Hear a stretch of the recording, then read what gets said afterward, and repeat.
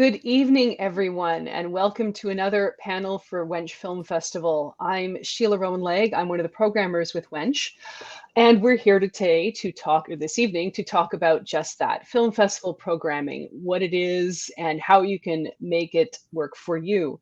So as I said, I program with Wench. I'm also a programmer with Fright Fest, genre film festival in London, and Shorts That Are Not Pants Film Festival, which is a short film festival, obviously, in Toronto, Canada. And I'm here with my guest today, CAROLYN Morissette, who is a programmer with both Blood in the Snow Film Festival in Toronto and Fantasia Festival in Montreal. Nicole McControversy, who's the director of programming for the Boston Underground Film Festival. And Pierre-Yves Walder, who is the artistic director of the Neuchâtel International Film Festival in Switzerland. Welcome, everyone. It's really great to have you all here. Some of us, it's the morning, some of it's the afternoon, but we're talking to mostly our audience in India. And, you know, India is a country with such an incredible, rich history of cinema, and which is really now diving into genre film. And we certainly want to encourage, you know, especially, you know, genre films from everyone, and especially women and non-binary persons, because these are the new voices that we really want to hear, especially in genre film. If we could start, if I could ask each of you in turn, maybe how you got into programming, if it was a deliberate decision, if you fell into it. I mean, in my case, I can say I kind of fell into it by accident. I recommended a short film I saw for a festival I was working at as a organizer many years ago, and it ended up winning the audience award. So suddenly I was asked to do pre-screening, and that turned into programming, and I discovered I was quite good at it, and I really enjoyed it. So I sort of fell into it by accident. But I'd love to hear everybody's story. CAROLYN, if we could start with you. Sure. Well, I started out as I just was writing about film. I started the blog, and it just kind of was therapeutic for me. And then I started to go to different film festivals in Toronto, and I guess I caught Kelly Michael Stewart, who's the festival director for Blood in the Snow. I caught his attention, and I got like a random message from him. He's like, "Hey, would you like to join the team?" And I'm like, "Huh?" Because I thought like my sister and my best friend read the blog. So I got into it that way. I think that was like 2015. And I just continued being like a film critic. I got into film criticism and that sort of thing. And I also was doing lectures on film and like different themes on films. And I did a couple for Fantasia, and then I was asked to program for them very recently. So yeah, I think I just kind of fell into it because I love film. And that's all I do is I watch movies, particularly horror. So, I mean, that's how I fell into it. That's really great. So not dissimilar to me, actually, also being a film critic. So, and Yeah. Pierre-Yves, how about you? I've always been very, very attracted to film, and especially to genre films. And first of all, I didn't work at all in the movie industry. I was an art student, more like fine arts and plastic, like contemporary art and everything. And finally, I decided that I was about to work in films. So I started by doing communication in a lot of festivals in France and in Switzerland. And then I found out that a few of my friends in Switzerland had created this festival about genre films, which was amazing to me. I lived in Paris at the time, so I was not really close. And after a few years, I started working in communication for NIF, and I actually hadn't done programming at that time, but I was really like I knew exactly what I was talking about. I was really like I also watched film all the time and everything. So finally, I started programming for the festival, and that's all. I mean, then I left the festival and I'm back, but I've been programming mostly for NIF. So it's really like it's really the only festival I really programmed for. So it's really genre. I'm really genre oriented, I have to say. Yeah. Well, that's what we like. Yeah, And exactly. yeah, and Nicole. Yeah, it was an accident for me. I went to school to study German and to become a journalist. I was interested in being a rock critic, actually. Turns out I don't like large crowds of people. But I was always a huge horror fan from childhood.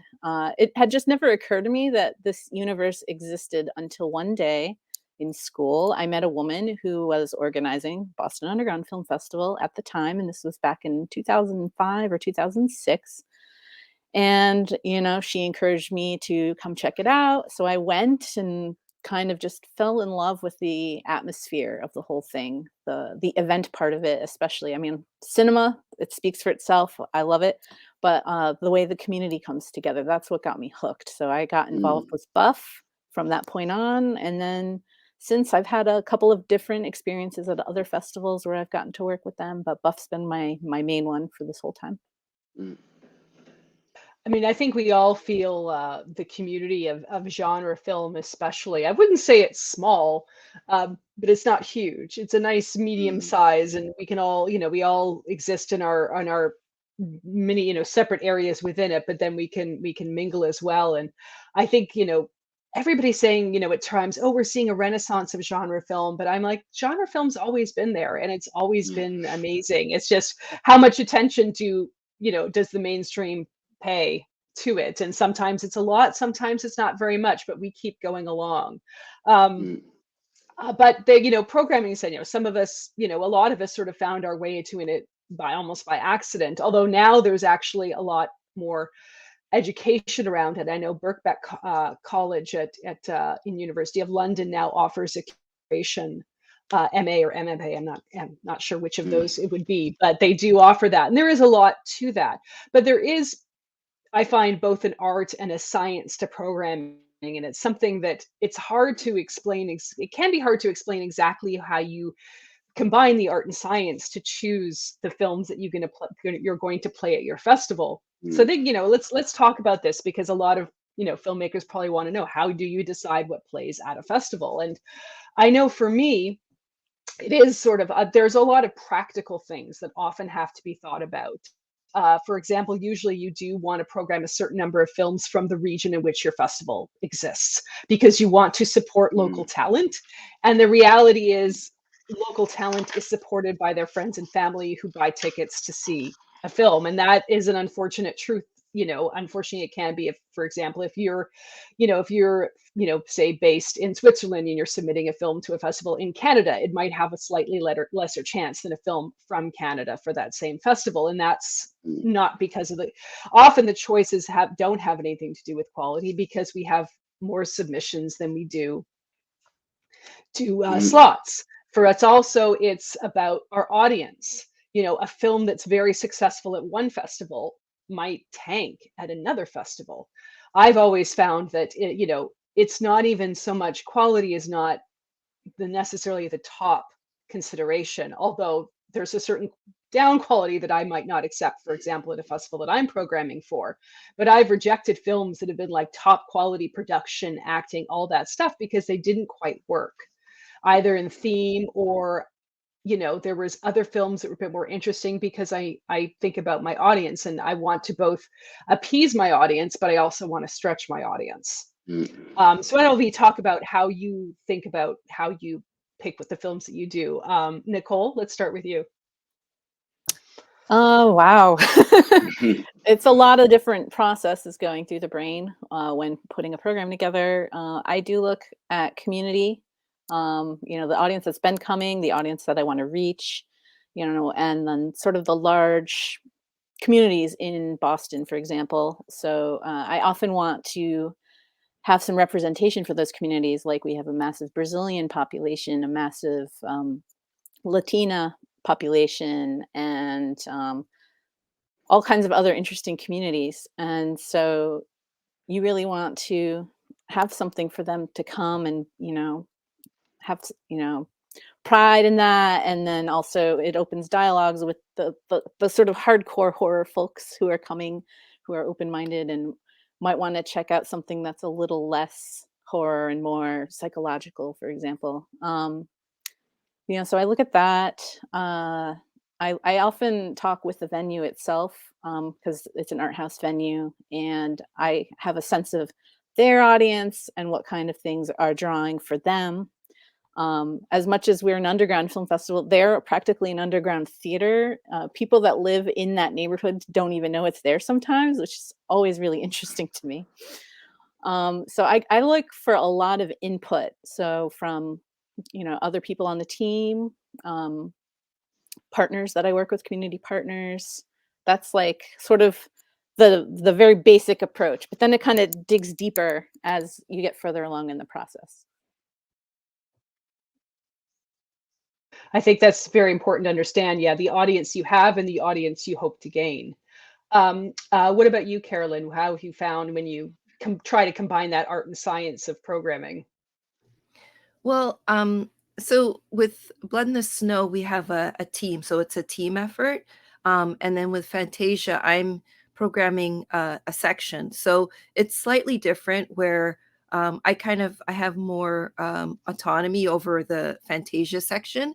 So that one, I'm trying to curate so that um, I have like a decent representation of, obviously, as you were saying, Sheila, the local, because that will bring people in to the theater, but also represent different parts of Canada, because both film festivals are focused on Canadian genre film. So I want to kind of, um, represent all of the provinces of Canada. Same with Blood in the Snow. And we want to focus on local. But also, you do want to shake it up a little bit. So, you want to have a decent representation of like everyone, like,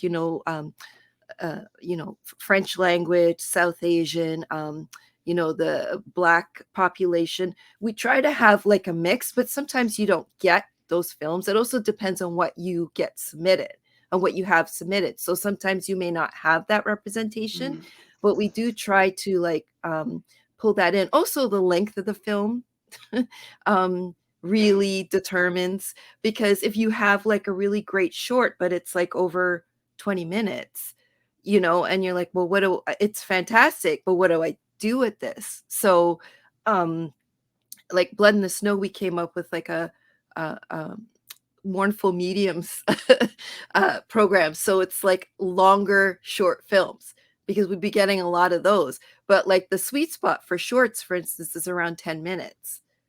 So, and then like the sweet spot for a feature length is like an hour and maybe 30. I don't know if you would all agree, like an hour 30, because yeah, you have to like kind of think about your audience too. What are they going to sit through, you know? And like it's all these things that you kind of have to consider when you're trying to program. So, yeah. That's something, because with Fright Fest I do the short showcases, and I do have to think about length of a film. Like and with Fright Fest we do have a cutoff of 20 minutes. We don't take any film over 20 minutes because how long can you keep their attention, especially with a program of shorts? With a feature film, like, well, if they watch this feature film, does that mean they don't have time to see anything else in the day because that feature film is too long? Again, these are the practical considerations that maybe filmmakers need to be aware of, especially if their film gets rejected and they're kind of upset. It's like, realize that there's these building blocks we have to do. Now, Pierre-Yves, Neuchâtel is quite large and very prestigious in Switzerland and Europe, certainly. So how does Yes. this art and science work for you? Yeah, the art is something. The science is the numbers. So we need to get people in the in the theaters, of course. So it's the same, a little bit of everything you said, actually. The interesting thing for us is the nationality, because Switzerland is a very small country, and it's not very well known for its cinema. So it's difficult to find really interesting Swiss films every year, and especially genre film, Swiss films.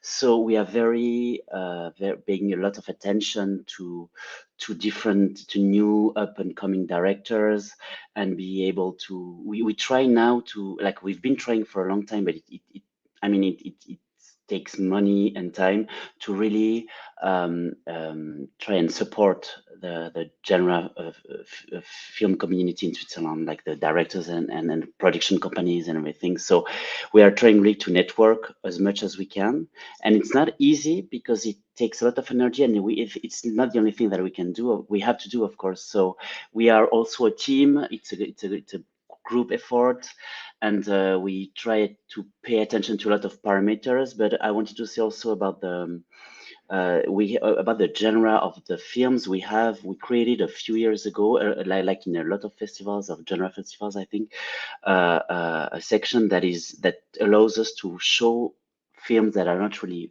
horror or fantastic, or like in French we say fantastic. It's always a question of translation. It's fantasy or fantastic genre film festivals, but it's more films that are more like thriller or psychological drama. So it was very important for us to open the spectrum, because to us, genre is can be art house as much as it can be like a zombie film, like a slasher, and this is very important. So the parameters are very, very, very, very wide, and it's difficult to tell, like to talk about it in like a few words, but it's really that to be able to give a good impression and panorama of what went on last year, what are our goals in terms also of themes and everything, like of course in the retrospectives, and it's a very subtle mix, as you know. So but we like to be as open as possible, and also on a theme level. I mean, for example, this year we are opening to queer films, like we have a focus on that this year, and it hasn't really widely made, I think, in general film festivals. Like it depends on in the big circuit, I mean, and it's very interesting to thematize the whole thing and be able to look for other directors and other themes, and not only like the average, I mean, average horror films, for example. Yeah, it's and each festival is different. Each Yeah. festival has to find its own rhythm, whether it come, you know, with its audience and what it wants to see its audience become. Mm-hmm. And this, you know, this brings us to another point, which is, you know, as I said at the opening, you know, the size of the festival and what it means to be at a prestige, a top tier Mm-hmm. festival, as we might say, or what it means to be at any festival. Of course, you know, every filmmaker would love to go to TIFF, to Sundance, to Cannes, but it's simply not possible. And something that I often have to explain to a filmmaker is that these top festivals, and sometimes they'll take a genre film, as we know all these festivals do, but you know, TIFF even has an entire section devoted to genre film, Yeah. which is wonderful, and the programmer does an amazing Mm. job. But you know, the chances, these are the festivals to whom like everybody submits their film. They really, really do. They get literally thousands of selections. But these are also the festivals that take the fewest number from those cold submissions. Festivals Mm. like TIFF and Sundance, they have been following films and filmmakers for, you know, and they know who they want to take. Mm. So this is advice I would give filmmakers: really think long and hard before you submit to a prestige festival. If it's like what we call a cold submission, like nobody at this festival knows you and you're just sending it through Film Freeway or Fest Home or Mm. whatever their Mm. system is, they chances of your getting in are so far below 1%. And it's not a criticism of your film, it is simply the reality. So what, you know, like I would say to a filmmaker, you know, is there something different about your film? And in this audience we have, well, they're genre filmmakers, I assume. Most of the audience watching, right, I know, and later are the ones making horror, fantasy, science fiction, thrillers, weird Mm. films. So there is a whole host of genre festivals out there, and some of them are the top ones, like Fantastic Fest, like Sitges in Spain, like Fantasia.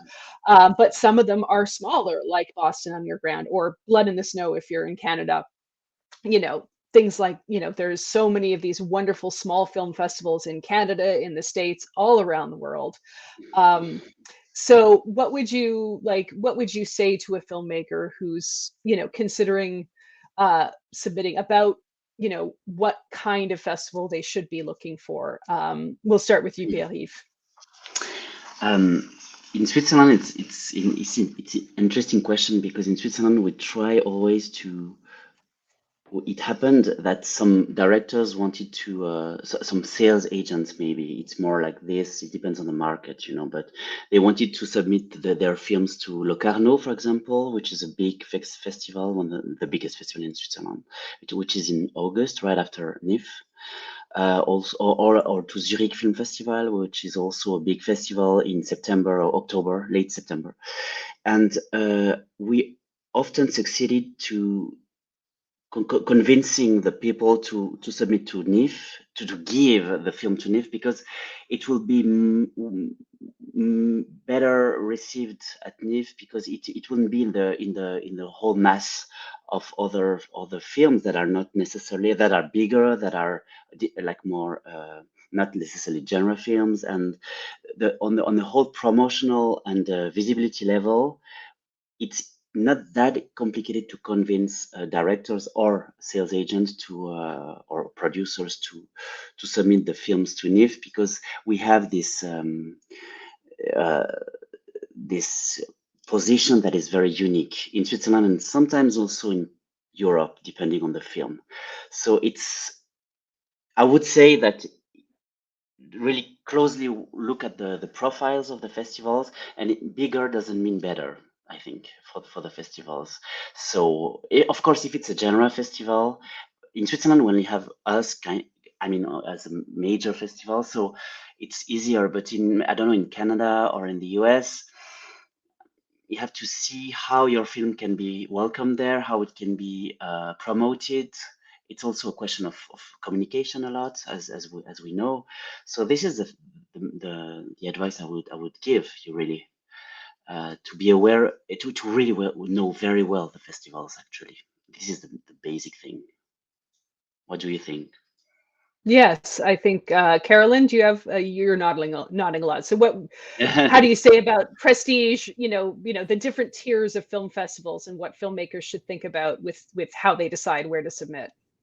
Yeah, well, I mean, living in Toronto and, having that direct access to TIFF, and actually, as an aside, I used to work in, TIFF was in one area of Toronto and then it moved to another, and I worked in both areas, and it would drive me crazy because people were all over the place, and people would get dressed to the nines because they were like, "Oh, I might see a star," and I'm like, "Just go home." Are you going to Just see a movie, or are you gonna getting in my way? But anyway, I digress. Um, so yeah, everybody, I mean, those are like the epitome of a film festival. So of course you want to aim for that. But also I would Mm, suggest they're like Fantasia and Blood in the Snow, both have industry markets. So mm, I would suggest, if you want to do your research, first of all, on the film festivals. Go mm, to Film Freeway, read through what the mandates are, what the rules are, what they're mm, looking for. It's really important because, I mean, a few years ago we got like we're a genre, like Blood and Snow's a genre film festival. We got a Christian family film. Like what? yeah. So, yeah, right. So it's like, don't, and you're wasting your money. Like if you don't have a lot of money, don't be kind Mm, of casting a wide net, because mm, you're yeah. wasting your money. So I would say do your research, and then if you can do it, um, some film festivals like Fantasia and Blood in the Snow have festival markets or have panels that you can go to, and you can network with whoever's Mm, there, and most likely you'll be able to talk to a programmer, get a better sense of what they're looking for, because I think it's really important that whatever films we get, even if they're like shot on somebody's iPhone, that's somebody's idea, that's someone's mm, passion. So the rejection I feel for myself, I feel bad because I know that they've put mm, that effort in, but mm, also you have to think about it. So don't just like, it's like, don't, speak before you think kind of thing. So yeah, I think that's my suggestion, is just do your research so you're not throwing away your money at a film festival that is clearly not going to, you know, show your film. Nicole? Sort of expanding on Carolyn's point, I think it's very important for filmmakers to look at the programs of previous years at these Mm, festivals, really study them. You should be studying what film festivals you want to apply to. I can't tell you how many submissions I get that are just completely out of the scope of yeah. our programming.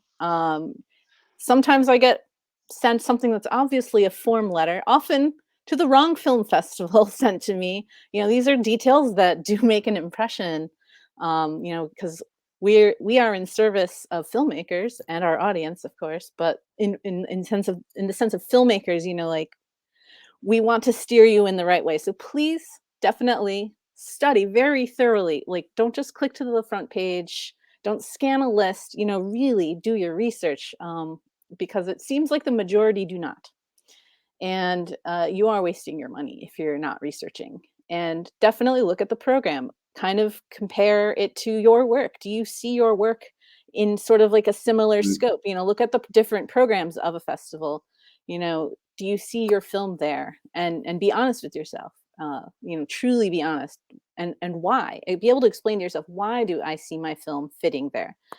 And mm, then, what does this festival have to offer me? And don't discredit the smaller festivals. Some are very small, don't have a market presence like us, but it's a really great place to meet people. There are no, VIP rooms or anything. Everyone is mm, equal at a fest of our size. And you'd be surprised at some of the really interesting collaborations that end up happening, coming out, people meeting at a very small festival, going on to work together, it's so, mm, yeah. Yes, I feel like yeah, that they you need to think about, does your film fit with this festival? Do you have the money to do it? I feel like I always like to recommend filmmakers do submit to a mix of festivals with markets and festivals that don't, because festivals that are for fans. Because one thing I tell filmmakers, especially with genre films, the horror, the sci-fi, the fantastic, mm. is the community of fans.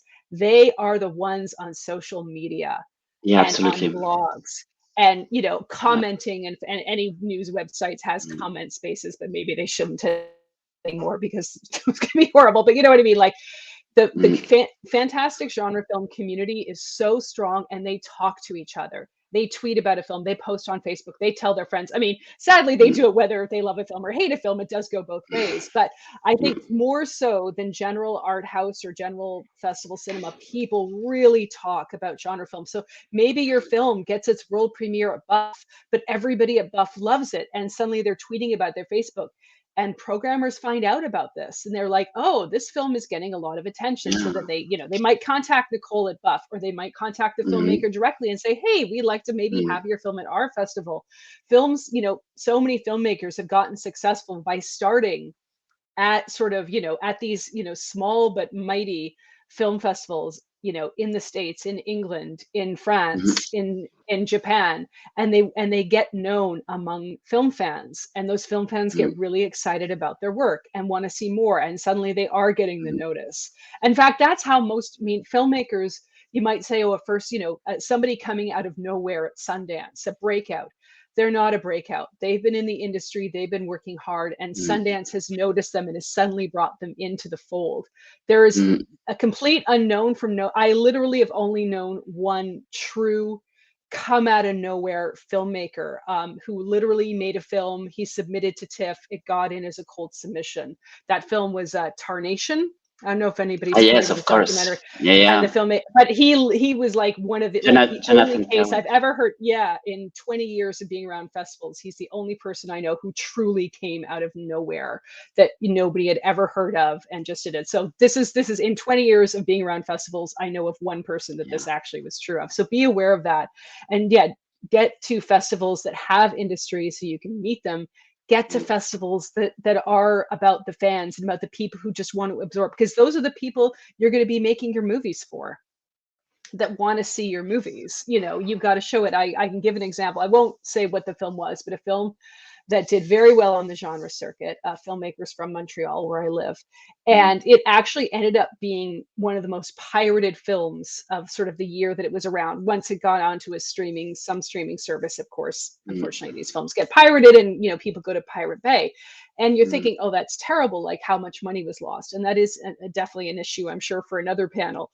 But what these filmmakers did was when they wanted to get money to make their next film, they're like, look at how pirated our movies was. Look at how many people watched our movie. Yes. And this was a movie that's filmmakers that started at festivals. They started with small short films and worked their way up. And this is so important. And as you know, CAROLYN says, you've got to think about the money you spend. This is why it's really important. And as Nicole said, you've got to properly do research on festivals. As myself making a couple small films, I have been, unfortunately, even me with my experience, I have been scammed, unfortunately.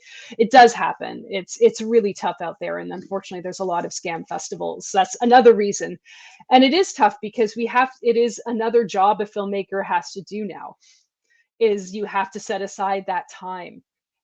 Because, and this is another question to bring up, why should a filmmaker submit to festivals? I think we kind of know for short films, because for short films, even though now we have, you know, there's YouTube, there's Alter, there's Dust, you know, Netflix and Shudder are now featuring short films, which is great. But in general, short films kind of live or die by getting known on the festival circuit or in galleries and stuff. But for feature films, like why should a filmmaker try to have their feature, like go the festival route instead of say just putting it on Amazon Prime to have it? So what would you say to a filmmaker who wasn't sure if they wanted to bother spending the money and time having their film try to get on the festival circuit?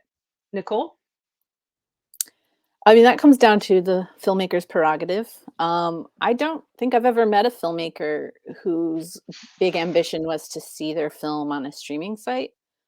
But not that that would be a bad goal, you know, if that's what you want, cool. I think a lot of filmmakers, you know, they want to have a theatrical experience. They want to have a live audience watching their film. They want to feel the energy in that room.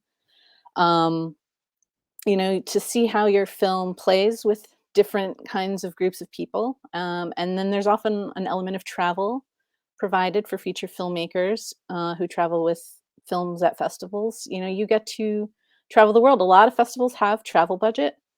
You know, we'll do what they can to support your travel. And who wouldn't, you know, want to travel and meet different filmmakers from different regions and encounter different audiences, you know? I mean, these are all valuable experiences, I think, for a filmmaker. You know, it's giving you sort of a feedback from an audience reaction.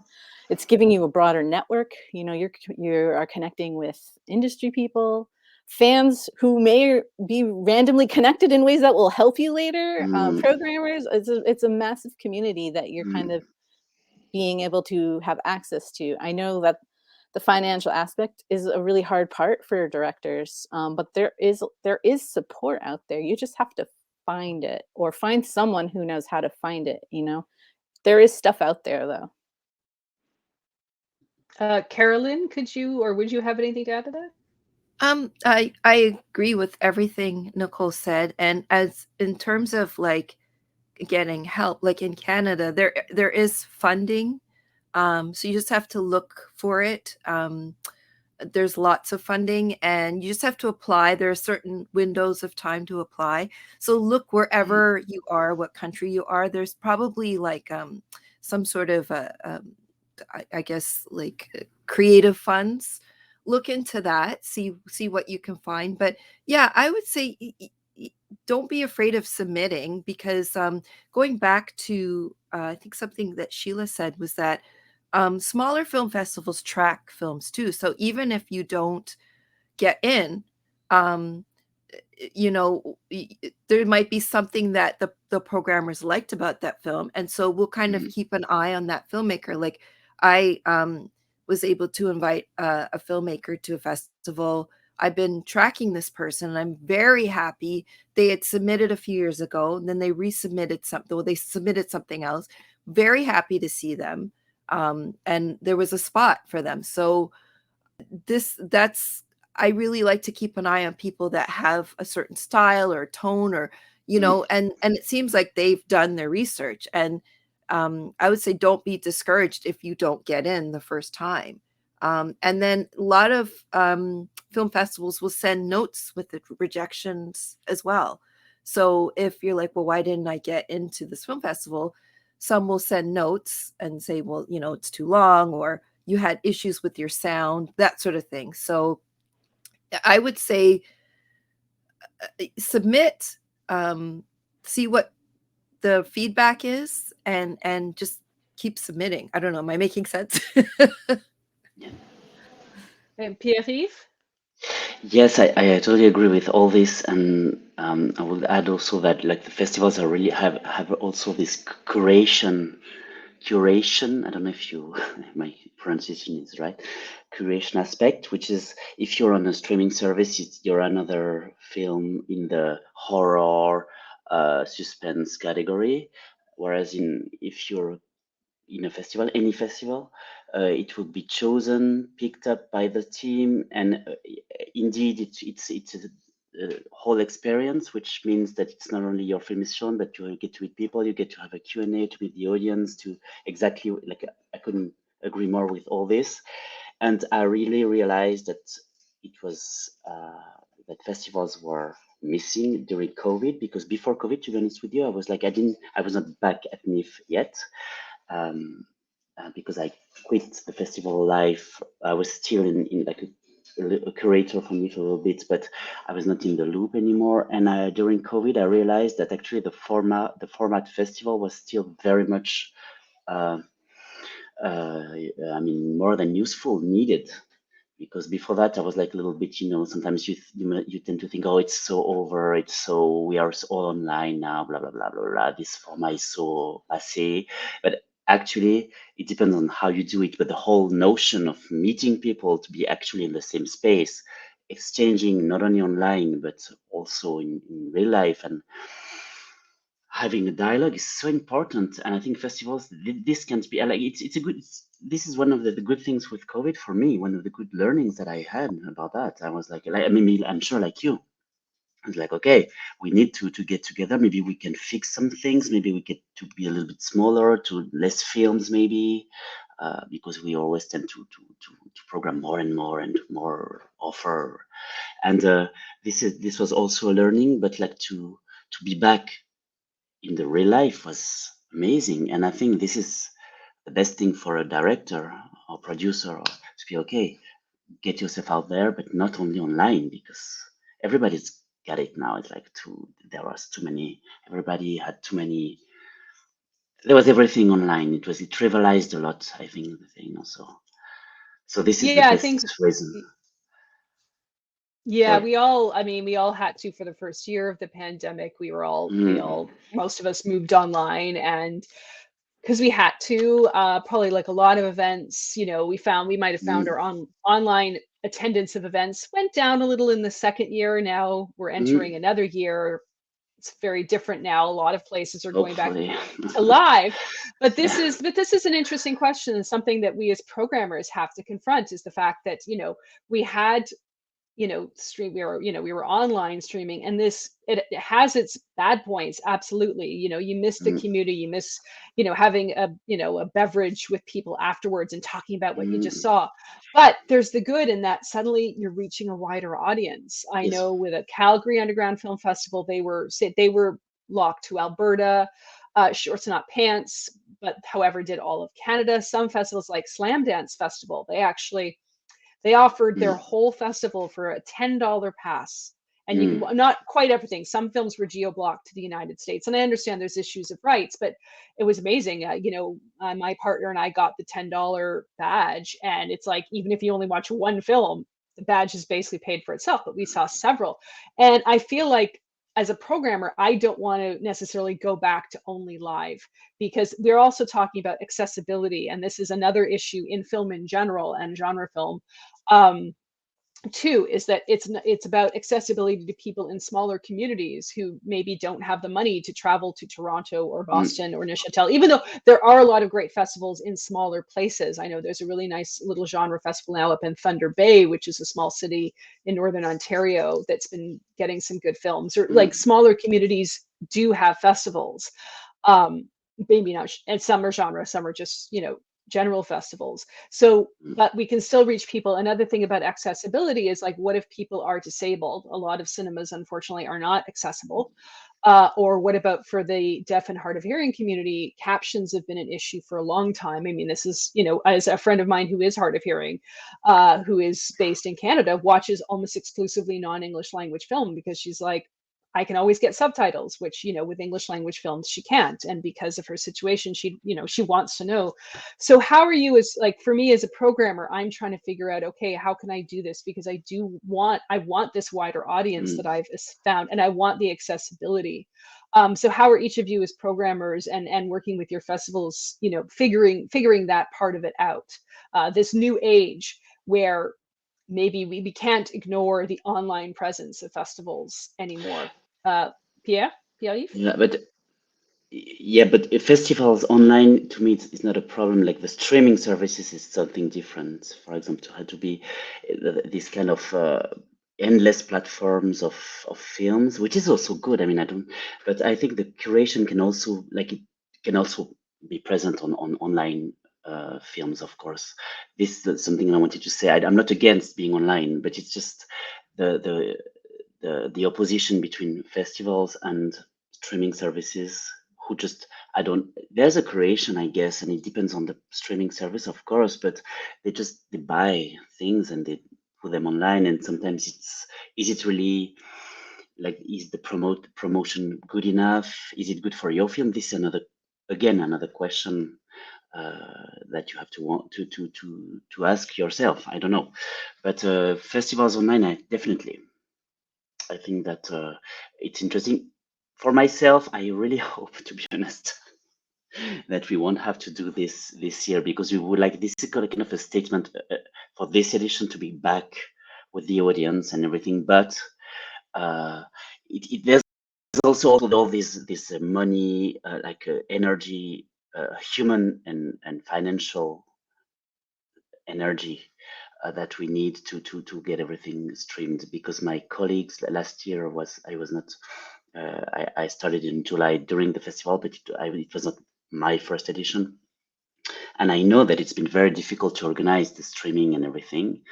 So it was very well followed online, but not that much, because there was the on-site option. So there's always parameters about that. But I'm all for to reach an audience. Sometimes I was wondering if to really reach a bigger audience if you're online, because it's not because it's there that it's obvious that it's there, or I don't know, it's I don't know. Well, that is a question, I think in theory it should be a wider audience, because there are people Of who course. wouldn't necessarily physically come to your festival, whether by choice or by circumstance. Nicole? But did you sorry. Oh, sorry. No. Did you follow things? Because I didn't really follow festivals online that much, and I was in the target group, but okay. Yeah. I did, but I was kind of just too much. It's a mixed bag. Some were very successful, Mixed others bag. perhaps Sorry, I didn't mean to interrupt. Yeah, and no, not at all. Nicole, I mean, I know because Nicole, you did an interesting thing. Boston Underground joined with some other festivals to do night streams. So I don't know if you want to talk about that and what the future might hold for Buff and some other festivals who did do that different kind of model. Yeah. To be honest, a festival of our size, our operating budget is so tiny. It is a whole set of skills that, you don't have. Also, they were evolving during the pandemic. So even the people creating these platforms, it was all changing all the time, and it's hard. So I mean, in my ideal world, a hybrid festival would be the way forward. Why? Because there are people who can't access a festival physically, and I would love to be able to reach them. Meanwhile, there are people who want to have that physical proximity and that sort of community experience. And I want to have that for them as well. You know, also the theatrical experience itself is a dying art. And, you know, I want to preserve that as something that people can do, you know, physically. So all these different kind of, you know, segments of audience that I want to accommodate and bring together. But it is a very different science to have a virtual festival. Um, and I loved it. We had an excellent time doing Night Stream. It was 4 or 5 different genre festivals from different corners of the US. We pooled our skills together. All of us programmers, a lot of us learned some of these new skills on how to do the tech side of it. It was also a really excellent way of supporting each other through this really weird time. You know, a lot of these festivals, similar tastes, similar programming tastes and everything. We weren't competitors that year, the 2 years that we did this. We weren't competing with each other for the same films or trying to reach, you know, the same sort of programming style. You know, we worked together and achieved this really massive thing that I am very proud of. It was successful and it was all over the US. And it caused, you know, it forced us to use our networks to promote. And so it was just a totally different thing than a physical film festival. There's room for both styles, but who can afford to do the virtual aspect? Bigger festivals can. And then there's this whole other aspect that people may not be aware of, the rights of films. You know, like not every film is going to agree to have a you know, a premiere for a whole country, you know, in one go, especially something the size of the US or other really large countries like, you know, Africa. That's out of the festival's hands, those sort of decisions. But I think there is a perception sometimes in a virtual audience that, you know, there's still gatekeeping happening and like we want to see these films and why didn't you pick these films, you know, like there's a whole part of that is a mystery to audiences. So yeah, I don't know. Yeah, I think a lot of people might not realize, and filmmakers should be aware of this too, because it does affect you, that rights are an issue. So, you know, especially if you're coming in and if you have a sales agent for your film before you start submitting to festivals, that's going to have an effect on where you can submit. But usually but sales agent is that's something that's a big deal to get a sales agent, and that's usually something that costs money. So I think for a lot of genre films that they might not be at the point where they would have a sales agent, and that's okay. But then you think about where you want the places you want your film to play. And again, this is part of the homework. But Carolyn, I believe Blood in the Snow is. Did you go back to a live edition last year? I'm sorry, I can't remember. It was hybrid actually. So what was great about that, as you're saying about accessibility, is that we were able to play films that weren't local on the Super Channel, is what we had, and they're part of, it's a Canadian channel, so it was a part of Amazon Prime. So we were able to play films that weren't local on the online festival, and then we had an in-person festival. So, and that was more for, it kind of worked out well because it was for local films, so that it really did work out. But it is a lot of work to do the 2 festivals, so that's the only issue. And it's whether you want to put that work in, or just have that live experience, or just focus your energies on one or the other. So that's the issue as well. And we also did have at Blood in the Snow, we had ASL interpreters, and there was some captioning for the in-person. So we're trying to make that a bit, you know, we're trying to walk the walk, so to speak, you know, and just making it a bit more accessible for in-person. But yeah, it's a tough call, because personally, I had mobility issues the last couple of years. So going to film festivals online was fantastic. I didn't have to sit in uncomfortable seats. I didn't have to unfold my body after each screening. So it really, that was great for, you know, me not being able to get around. But yeah, I don't know. It's a tough call. It really is. It's a tough call because I like the streaming aspect, and I like being in person. So hopefully hybrid is the way to go, but in the future.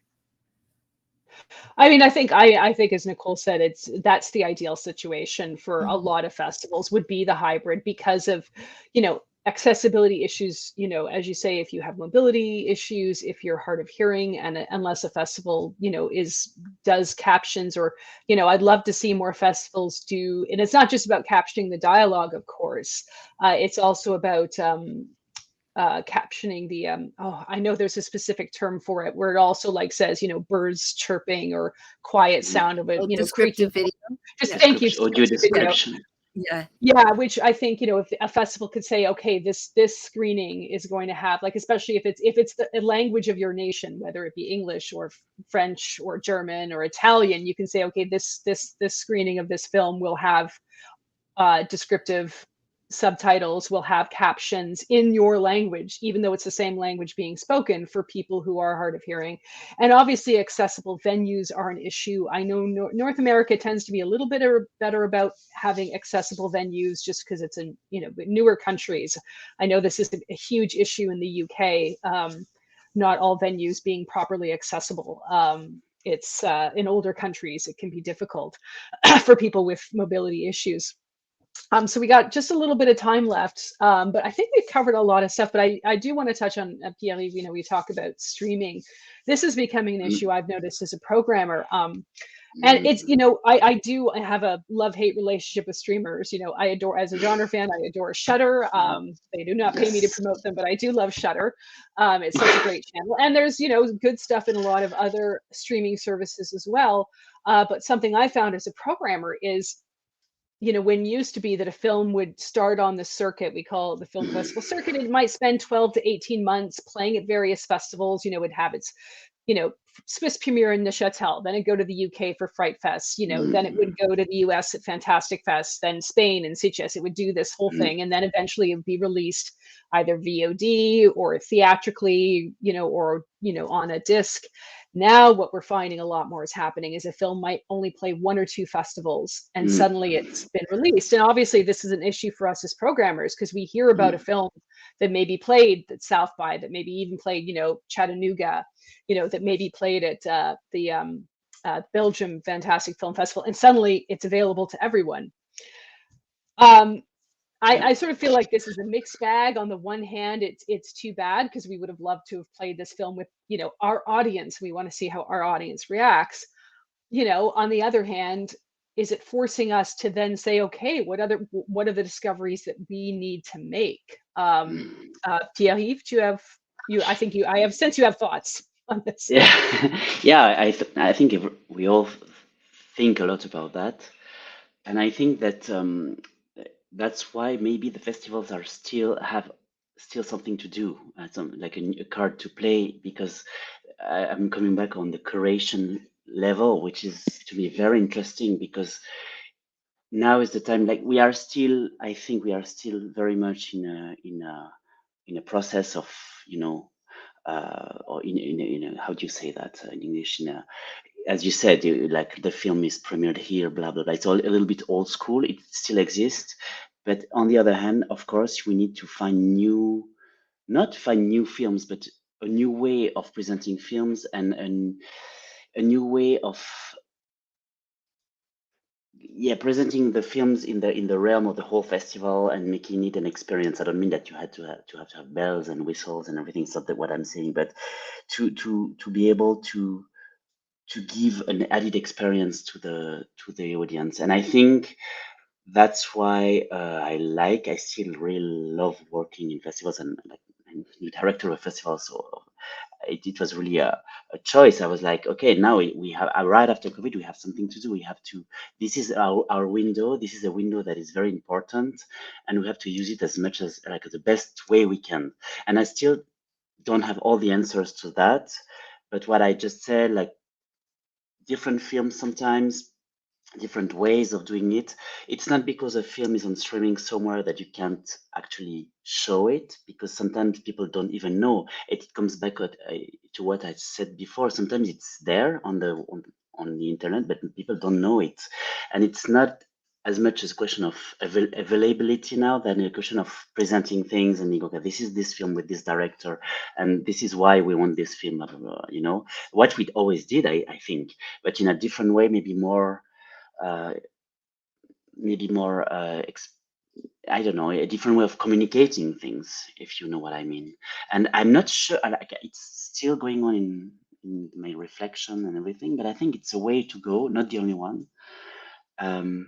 Because I think everybody can download everything, so it's not even a question of being exclusive, except in your region, you know. I mean, Yeah, I mean, I understand the need for a lot there's of a those. different levels, I think. I'm being a little Yeah, bit uh, extreme. I don't think that much that yeah, it can be that much, but you know what I mean. Trying to break mhm, the rules in some ways. yeah, yeah, Yeah. yeah. Nicole, I know that. I mean, Buff just released their amazing lineup for this year. Congratulations! So many great films that are going to be for the Buff audiences. So, have you found it? Did you find any issues with films you wanted that suddenly, oh no, we've done X festival, we're done festivals, we're going to get released now?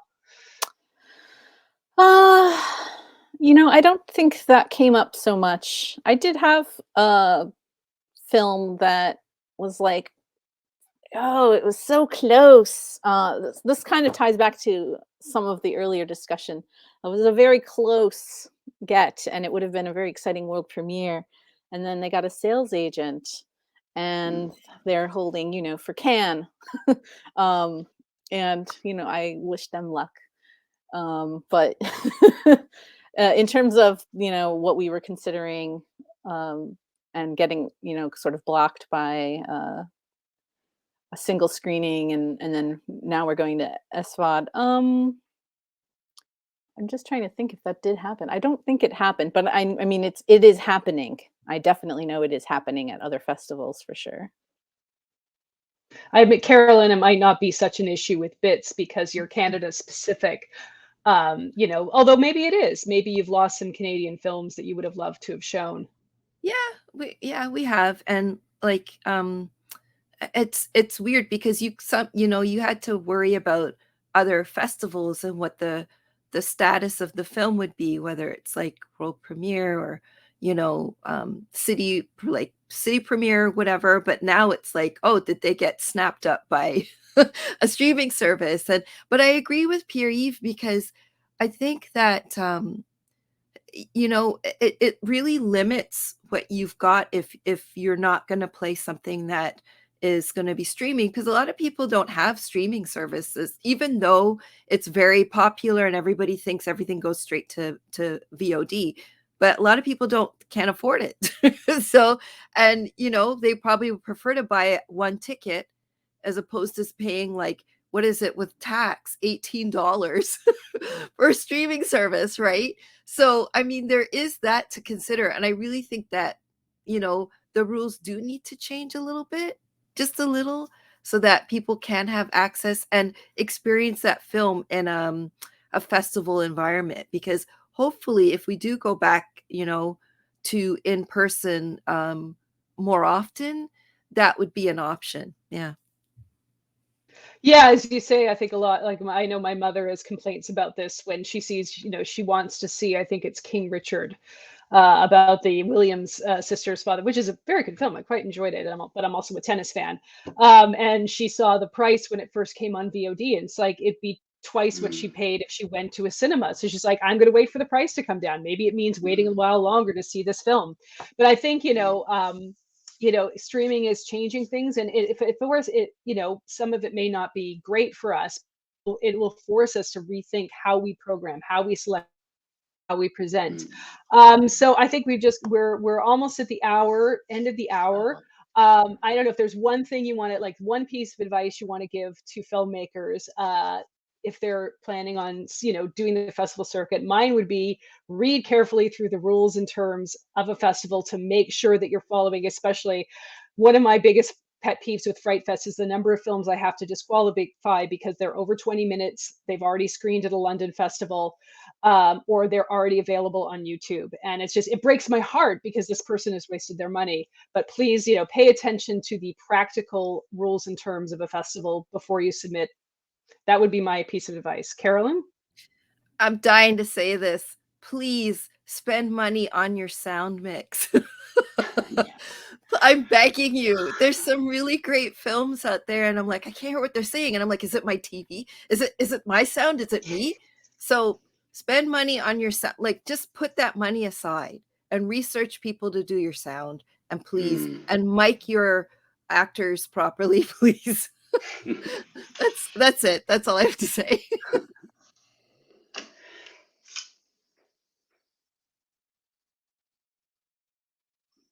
I can. Sorry, I was muted. It says talk about sound. Okay. I repeated. Pierre, yeah, this is a good joke. Pretty much the sound thing is, yeah, I agree, but on more generally, yes, what you said, Sheilagh, the whole research thing, I think we all can all agree on that, because it's almost like a joke sometimes. You will receive like dramas. I mean, it can be with an edge, but it's really dramas or things that are like really not for us, and it's free to submit a film to NIF, but still, I mean, you know, it does why why do you don't read? Because it's very obvious. So it's the basics, I think, but it's nobody's like, not everybody's really paying attention. Maybe, I don't know. Yeah, maybe. And Nicole? Whew, I mean, these are all good takeaways. Maybe like drilling down just slightly with submission fees. Understand the regions and what places have submission fees and why they're there. Understand that Europe, for example, has a lot of funding for film festivals. In the US, you're on your own, just like in every other facet of life there. You're on your own. Festivals are a labor of love in the US. No funding hardly ever, unless you're something like Sundance. Look at, to tell if a festival is well funded, look at their sponsor list. You'll see right there. It tells everything. And on that note, when you're asking for a waiver, and I do encourage you to ask for waivers. I do, even though that gives me more work. Do ask for waivers, but please research before you ask for one. Like, you really need to you do not send a mass email to every festival on the planet asking for a waiver. Make your ask very personable. Personalize it to the festival. If you can find the name of the person you're writing to, that would be a start. The names are on the website. These are just some tips. Like, really be thoughtful with asking, for free things from a festival, especially one that has meager resources. But do ask. Yeah, there's definitely a correlation between the submission fee you're being asked for and the location of the festival and how much money it gets. And while I do believe there's a lot of festivals out there that sadly kind of gouge people a little bit on fees, and I've actually not included festivals on certain lists for filmmakers because I'm like, they're charging way too much money that they have no right to be charging. But it is understand that submission fees aren't there because we just, let's just charge them. It's usually because a festival does need the money, and people like Carolyn, Pierre, and Nicole and their teams, this is work that we do. And while we love doing it, it's still a job, and the time and expertise it takes needs to be funded. Thank you all so much for coming, for giving your time and expertise. I really hope, I would love to see more genre films from the women and non-binary persons in India. We love your cinema. We want more of it. Please check out all of our festivals. And I think, that's all. Thank you so much. We are programming right now. We are programming, so if you want to programming right now, check them out. And we are very interested in Fantasia, although Carolyn does Canadian films, Fantasia is Fantasia. I believe the deadline's in May, I believe, but so definitely submit to Fantasia. Fright Fest is also looking for genre films, so please check us out. We're all on Film Freeway. No, Neuchâtel is not on Film Freeway. No, I don't think. No. But check out Neuchâtel online. Yes. Thank you, everyone, for coming. Thank you very much. Thank you. Thank you.